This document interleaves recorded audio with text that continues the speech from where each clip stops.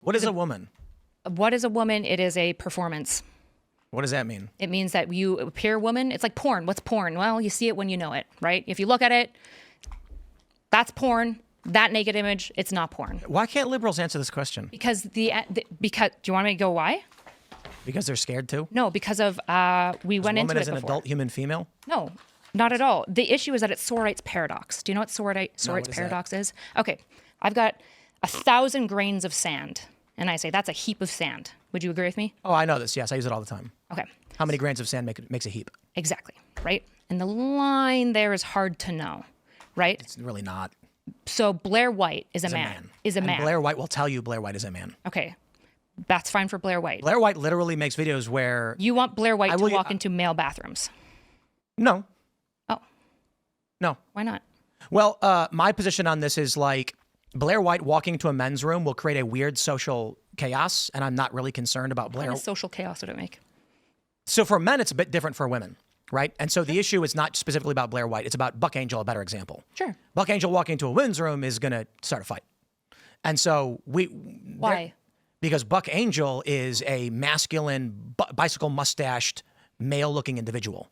So Hulk Hogan with a vagina is essentially like more of a should woman. be using the men's room. But literally, Hulk Hogan with a vagina is a literal woman. Hulk Hogan with vagina should be using the men's room? Yes. Gotcha. Why? Social order. Because what's the social piece? The social piece is that people make judgments based on appearance. And there have been instances, there was one story out of McDonald's where a lesbian female was pulled from the women's bathroom and the police kept calling her sir, despite the fact it was a literal biological female, because of this controversy and conundrum. Yeah. So I don't have this staunch right conservative, make everybody use their biological gender space, because that will just be chaotic. That being said, there's no simple answer. Why? Because a male who was exposing himself to children went into a spa in California, in San Francisco, exposed himself to women and children. And when a woman complained, they said, the assumption is this person is trans and we can't intervene. When in fact, it wasn't a trans person. It was a male who was exposing himself to children. Right. So therein lies a much greater problem. On the surface, I think the simple answer is I don't see how any guy's going to appreciate Buck Angel walk into a ladies' room with their wife. Exactly, because people make judgments on appearance. Indeed. And those judgments on appearance that we make is that performance. And that has nothing to do with your entitlement to government documents nor entering foreign countries. I'm not getting there yet, right? If we make judgments based on appearance, you look at me and how do you know I'm a woman? Did you check my passport? No. Did you check my vagina? Nope. I could have a penis for all we know. Probably not. I could. Why are you assuming I'm a woman? Well, you have a woman's body. Right. Yes, I perform very woman. Let's roll. Your skin. Men have thicker skin, and it's usually easy. You notice the brow ridge, your facial features, the structure of your shoulders compared to your hips, the fact that you have breasts. These are all probably a woman. Right. So if a woman gets breast implants, is she more or less a woman? Neither. Okay. But she appears more feminine, right? No. Yeah, like a super, super busty woman is obviously going to be more hyper femme. I don't agree. This is just. I don't think your breast size makes you more or less of a woman. I said femme at this point. No, I don't think femininity is reduced to like the size of a woman's breasts, because then morbidly obese women will be more feminine. That doesn't make sense. Well, it's more, again, it's performance, right? Like this is why if you search for porn and you look up like super like hyper feminine or hyper feminine like porn, you're going to get women with huge tits and a huge ass. This is obviously true. Yeah, because those are feminine traits, right? So, men don't typically have big tits and big asses.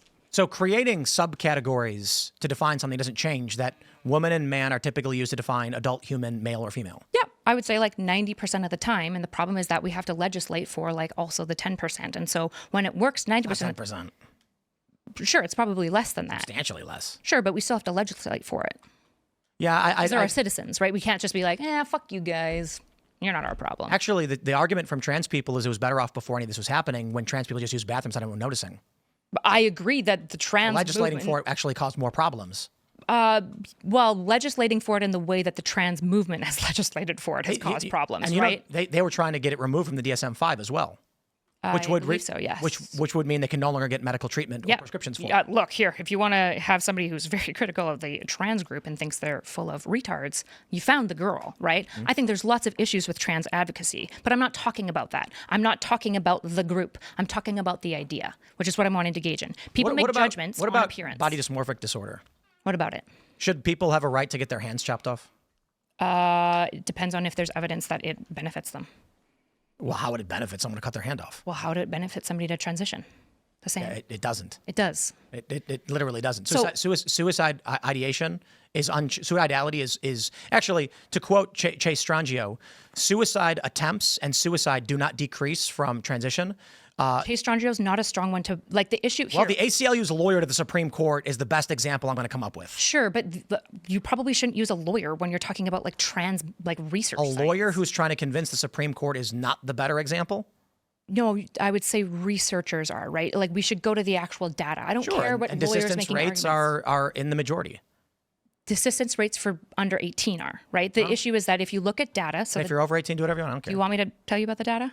Sure. Okay, so there's tons of research on specifically adults, and this was before it was super politicized, because right now, most of the data that you look at for trans science between like 2018 to about 2024 is politicized on both sides. There's groups that are very anti-trans doing science, and it's garbage, and there's sides that are very pro-trans, and they do science, and it's also garbage. And so the issue is that we have like almost 2 decades now of science that we can't rely on. So we have to look back at like the earlier stuff and be really scrupulous about the methodology specifically. And so one of in the most methodologically sound studies, it's an RCT, it's longitudinal, it is a brilliant study. I believe it came out in 2003. I could be incorrect, but it looks at adults over time who transitioned or did not transition, right? And all the effects and sequelae. And when you look at the adults who transitioned over the like 10-year period that they were studying them for, there was a 60% reduction in attempt rate.